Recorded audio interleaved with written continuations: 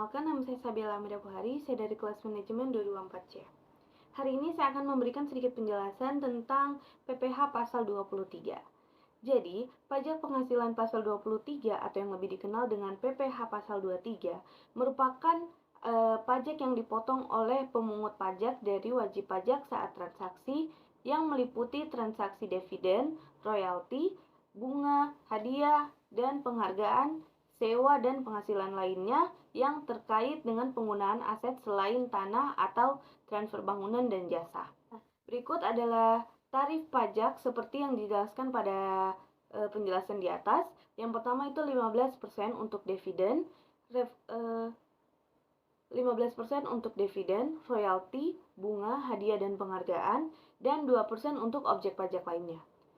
Dan juga 100% atau 2 kali lipat dari tarif standar jika wajib pajak tidak memiliki NPWP, sehingga menjadi 30% untuk dividen, royalti, bunga, hadiah, dan penghargaan, dan juga 4% untuk objek pajak lainnya.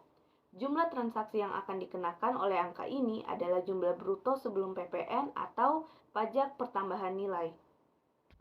Peraturan khusus atau peraturan tertentu dalam PPh pasal 23. Ada beberapa kondisi di mana tarif akan dikenakan secara berbeda dari aturan umumnya. Pengecualian ini dikhususkan pada kategori objek pajak, hadiah, dan penghargaan. Yang pertama itu adalah hadiah atau undian atau lotre. Yang pertama itu adalah hadiah, undian, atau lotre.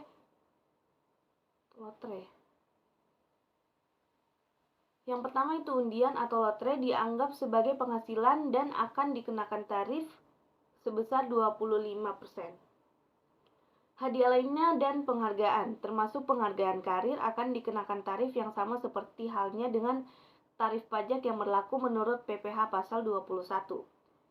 Selanjutnya, jika penerima adalah ekspatriat dan bukan termasuk BUT internasional, tarif pajak sebesar 20% akan diberlakukan. Dan jika penerimanya adalah sebuah organisasi termasuk badan usaha tetap, tarifnya sebesar 15% diberlakukan. Pembebasan pajak.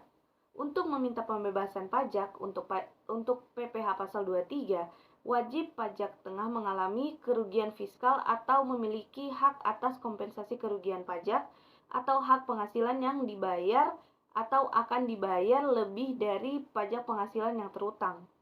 Jika permohonan pembebasan telah diajukan kepada pemerintah, wajib pajak dapat menunggu selama 5 hari untuk jawaban.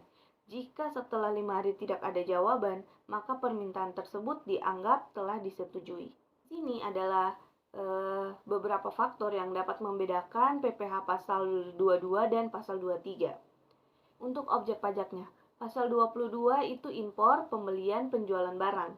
Sedangkan kalau untuk pasal 23 dia pembayaran jasa dan passive income. Selanjutnya untuk pemotong, WP badan tertentu. Sedangkan untuk pasal 23 semua WP badan, WPOP pembukuan, WPOP yang ditunjuk. Baik, di sini saya akan memberikan sedikit kesimpulan. Di Indonesia, pajak penghasilan diatur oleh Undang-Undang Republik Indonesia Nomor 36 Tahun 2008. Pajak penghasilan pasal 23 atau PPh pasal 23 adalah pajak yang dipotong oleh pemungut pajak dari wajib pajak saat terjadinya sebuah transaksi. Transaksi yang dimaksud di atas meliputi transaksi dividen, royalti, bunga, penghargaan, hadiah, sewa, dan penghasilan lainnya yang terkait dengan penggunaan aset selain tanah atau transfer bangunan dan jasa. Wajib pajak PPh pasal 23 dibebaskan dari kewajibannya apabila wajib pajak tengah mengalami kerugian secara fiskal. Saya pikir cukup untuk penjelasan kali ini. Saya akhiri. Assalamualaikum warahmatullahi wabarakatuh. Terima kasih.